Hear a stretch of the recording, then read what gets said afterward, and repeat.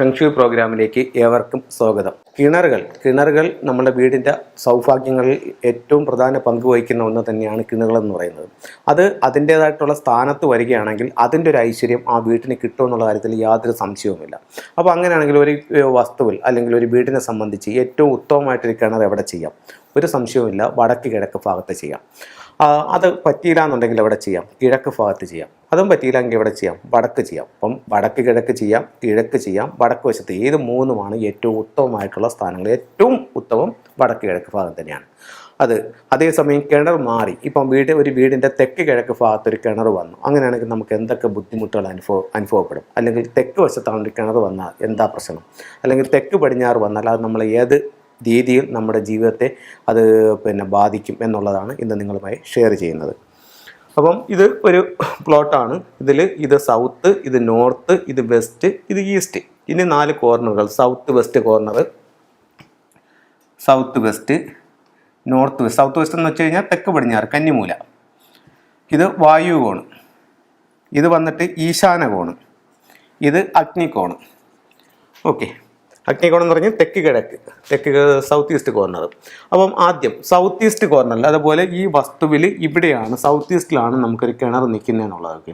അങ്ങനെയാണെങ്കിൽ നമുക്ക് നമ്മൾ വിചാരിച്ചിരിക്കാതെയുള്ള പെട്ടെന്നുള്ള ചിലവുകൾ നമ്മുടെ ജീവിതത്തിലേക്ക് വന്നിരിക്കും. നമ്മൾ ഒരിക്കലും പ്രതീക്ഷിക്കാതെ പെട്ടെന്ന് ഇപ്പോൾ എന്തെങ്കിലും ഒരു മോട്ടോർ കംപ്ലൈൻ്റ് ആവുക, അല്ലെങ്കിൽ ഫ്രിഡ്ജ് ഡാമേജ് ആവുക, അല്ലെങ്കിൽ വേറെ എന്തെങ്കിലും അത്യാവശ്യത്തിന് വേറെ എമൗണ്ട് നമ്മളെടുത്ത് മാറ്റി വയ്ക്കുക. നമ്മൾ വിചാരിച്ചിരിക്കാതെയുള്ള ചിലവുകൾ വന്നുകൊണ്ടിരിക്കും തെക്ക് കിഴക്ക് ഭാഗത്ത് കിണർ വന്നാൽ എന്നാണ് വാസ്തുവിൽ പറയുന്നത്. അതുപോലെ നമ്മുടെ കടങ്ങൾ നമുക്ക് സാമ്പത്തിക ബാധ്യത കൂടിക്കൊണ്ടേയിരിക്കും. തെക്ക് കിഴക്ക് ഭാഗത്ത് കിണർ വന്നാൽ കടങ്ങൾ കൂടിക്കൊണ്ടേയിരിക്കും. അതാണെങ്കിൽ എന്നെ മനസ്സമാധാനം കിട്ടത്തില്ല. ഇപ്പം കടങ്ങൾ വന്നാലും നമുക്ക് പെട്ടെന്നുള്ള ചിലവ് വന്നാലും സ്വാഭാവികമായും നമ്മുടെ മനസ്സമാധാനം നഷ്ടപ്പെടും. അപ്പോൾ മനസ്സമാധാനം കിട്ടാത്തൊരവസ്ഥ. അതാണെങ്കിൽ എന്നെ സ്ത്രീകളുടെ ആരോഗ്യം വളരെ മോശമാവുന്നൊരവസ്ഥയിലേക്ക് പോകാനുള്ള സാധ്യതയും തെക്ക് കിഴക്ക് ഭാഗത്ത് കിണർ വന്നാൽ ഉണ്ടാവും. അപ്പോൾ ഇവിടെ കിണറുണ്ടെന്നുണ്ടെങ്കിൽ നമ്മൾ ആ കിണർ അവിടെ നിന്ന് മാറ്റുന്നതായിരിക്കും നല്ലത്. അല്ലെങ്കിൽ അതിൻ്റെ പരിഹാരം എന്തെന്ന് വെച്ച് കഴിഞ്ഞാൽ എത്രയും പെട്ടെന്ന് ചെയ്യുക. പരിഹാരത്തിനേക്കാൾ നല്ലത് എപ്പോഴും മാറ്റുന്നതാണ്. പിന്നെ ചില സന്ദർഭങ്ങളിൽ നമുക്കത് ചെയ്യാൻ പറ്റാതെ വരും. അപ്പോൾ അത്തരമുള്ള സന്ദർഭങ്ങളിൽ നമുക്കൊരു ഫെങ്ഷി കൺസൾട്ടനെ കാണിച്ചുകൊണ്ട് അതിന് വേണ്ടുന്ന പരിഹാരങ്ങൾ ചെയ്ത് കറക്റ്റ് ചെയ്തെടുക്കുകയെങ്കിലും ചെയ്യുക. അടുത്തത് തെക്ക് വശത്ത്, വീടിൻ്റെ തെക്ക് ഭാഗത്ത് ഒരു കിണർ വന്നു കഴിഞ്ഞാൽ നമ്മൾ അതെന്ത് ചെയ്യാൻ പറ്റും? അത് എന്ത് ദോഷം നമുക്ക് വരും? തെക്ക് ഭാഗത്ത് കിണർ വന്നാൽ അത് സ്ത്രീകൾക്കാണ് ദോഷം. ഇപ്പം നമുക്ക് പൊതുവേ ഞാൻ മറ്റ് പല പ്രോഗ്രാമിലും പറഞ്ഞിട്ടുണ്ട്, ഒരു വീടിനെ സംബന്ധിച്ചിടത്തോളം ഒരു വീടിൻ്റെ തെക്ക് ഭാഗം ഉയർന്നിരുന്നാൽ അത് സ്ത്രീകൾക്ക് കൂടുതൽ ഗുണങ്ങൾ കിട്ടുകയും അതേസമയം ആ വസ്തുവിൻ്റെ പടിഞ്ഞാറ് ഭാഗമാണ് ഉയർന്നിരിക്കുന്നതെന്നുണ്ടെങ്കിൽ പുരുഷന്മാർക്ക് കൂടുതൽ ഗുണങ്ങൾ അതുമൂലം കിട്ടുകയും ചെയ്യും. അപ്പോൾ ഇവിടെ തെക്ക് വശം കുഴിയായി പോയപ്പോഴത്തേക്ക് ആ തെക്ക് സൈഡ് വീക്കാകുമ്പോൾ സ്വാഭാവികമായി സ്ത്രീകൾക്കത് ദോഷം ഉളവാക്കും. അടുത്തത് തെക്ക് പടിഞ്ഞാറ് ഭാഗത്ത്, അതായത് കന്നിമൂല ഭാഗത്താണ് കിണർ വന്നിരിക്കുന്നത്. അത് നമുക്ക് എന്തൊക്കെ തരത്തിലുള്ള ബുദ്ധിമുട്ടുകൾ ഉണ്ടാകും? അത് നമുക്ക് ആരോഗ്യ പ്രശ്നങ്ങൾ വീട്ടിൽ പൊതുവേ ഉണ്ടാവും. അത് കണക്ക് തന്നെ സാമ്പത്തിക പ്രശ്നം, സമ്പത്ത് നഷ്ടമാകും. അപ്പോൾ എന്നീ പ്രശ്നങ്ങൾ കന്നിമൂല ഭാഗത്തുള്ള കിണർ കൊണ്ടുള്ള ഉണ്ടാവാം. അപ്പം ഇത്രയും കാര്യങ്ങളൊന്ന് ശ്രദ്ധിക്കുക. അപ്പോൾ ഈ ഭാഗത്ത് കിണറുണ്ടെങ്കിൽ ഇത്തരത്തിലുള്ള ബുദ്ധിമുട്ടുകൾ നമ്മുടെ ജീവിതത്തിൽ വരാനായിട്ടുള്ള സാധ്യതകളുണ്ട്. അത് മാറ്റി മറ്റ് വടക്ക് കിഴക്ക് ഭാഗത്തോ കിഴക്കോ വടക്കോ ഭാഗത്ത് നിങ്ങൾക്ക് ചെയ്യാൻ പറ്റുമെന്നുണ്ടെങ്കിൽ, അവിടെ വെള്ളത്തിൻ്റെ ലഭ്യതയുണ്ട്, അവിടെ ചെയ്യാൻ പറ്റുമെന്നുണ്ടെങ്കിൽ അത് ഏറ്റവും നല്ലതായിരിക്കും. അപ്പോൾ നിങ്ങൾക്ക് ഉണ്ടാവുന്ന ഒരു ചിലവ് ഒരുപക്ഷെ ഇത് മാറ്റുന്നത് കൂടി നമ്മുടെ ജീവിത നിലവാരം മെച്ചപ്പെടുകയും നമുക്കതിനെ ഓവർകം ചെയ്യാനായിട്ടും സാധിക്കുകയും ചെയ്യും.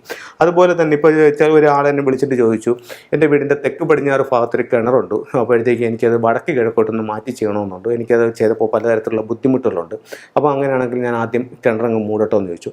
അപ്പോൾ അങ്ങനെയാണെന്നുണ്ടെങ്കിൽ നമുക്ക് ആദ്യം വടക്ക് കിഴക്ക് ഭാഗത്തൊരു കിണർ കുഴിച്ചുകൊണ്ട് തെക്ക് ഭാഗത്ത്, അതായത് ഒരു കിണർ എന്ന് പറയുന്നത് ഒരു പോസിറ്റീവ് എനർജി ആണല്ലോ, അപ്പോൾ അത് വടക്ക് കിഴക്ക് ഭാഗത്ത് ഒരെണ്ണം കുഴിച്ച് വെള്ളം കണ്ടുകൊണ്ട് നമുക്ക് തെക്ക് പടിഞ്ഞാറ് ഭാഗത്ത് അത് മൂടുന്നതായിരിക്കും നല്ലത്. അതുപോലെ തന്നെ കിണർ ഒരു മൂടാകുമ്പോഴത്തേക്കും നമുക്ക് പെട്ടെന്ന് ചാടിക്കയറി അങ്ങ് മൂടാൻ പറ്റില്ല. അതിനകത്ത് പാല്, പനിനീര് അങ്ങനെയുള്ള ഇതൊക്കെ തളിച്ചതിന് ശേഷം മാത്രമാണ് ആ കിണർ മൂടേണ്ടത്. അത് യഥാവിധി ചെയ്യേണ്ടിയിരിക്കുന്നു. അതുപോലെ തന്നെ വേസ്റ്റുകൾ കൊണ്ടിട്ടും കിണർ മൂടാൻ പാടില്ല. നല്ല മണ്ണിട്ട് തന്നെ കിണർ മൂടേണ്ടതുണ്ട്.